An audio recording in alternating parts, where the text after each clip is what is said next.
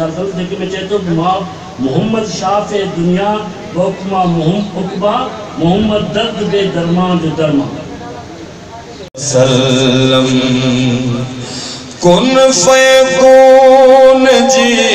जान सुखर में भी मुर्शिदा फ़लसफ़े में मुर्शिदा छाकाणि मूं फैज़ साहब खे ॾिठो ॿुधो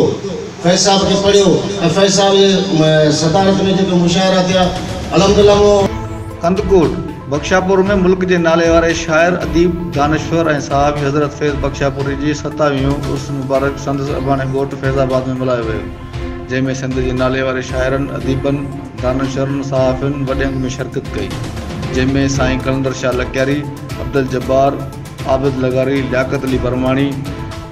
हसन पयार अनवर सोलंगी सहाफ़ी लियाकत कोसो नज़ीर मीरानी हजूर बख्श मंगी सलीम मीरानी मीर अली अकबर बंगवार अमित कुमार मोहम्मद अली मड़ेल अब्दुल्ला भुट्टो ऐं बिन ग़ालिब सिंध फैज़ बख्शापुरी जी 27वीं उर्स मुबारक जे मौक़े ते फैज़ बख्शापुरी जी दरगाह ते दुआ घुरी चादर चाढ़ी वई ऐं शाइरी अदबी कॉन्फ्रेंस महफ़िल मुशारो हामिद वन्ना अहमद पेश कयो वियो इन मौक़े ते ग़ालिब सिंध फैज़ बख्शापुरी अकेडमी जे सदर नवाज़ अली डोंकी प्रोफेसर कलंदर शाह लकियारी हसन पयार आबिद लगारी अनवर सोलंगी ॻाल्हाईंदे चयो त फैज़ बख्शापुरी पंहिंजी सॼी ज़िंदगी में 5 किताब मुख़्तलिफ़ सिंधी उर्दू फारसी मुख़्तलिफ़ ॿोलियुनि में लिखिया फैज़ बख्शापुरी मुल्क जो नाले वारो शाइर हो ऐं दानश्वर हुयो ऐं सहाफ़ी फैज़ बख्शापुरी पंहिंजी ज़िंदगी इंसानियत लाइ गुज़ारी जंहिंखे अॼु संदसि ख़रात तसीम पेश कयूं था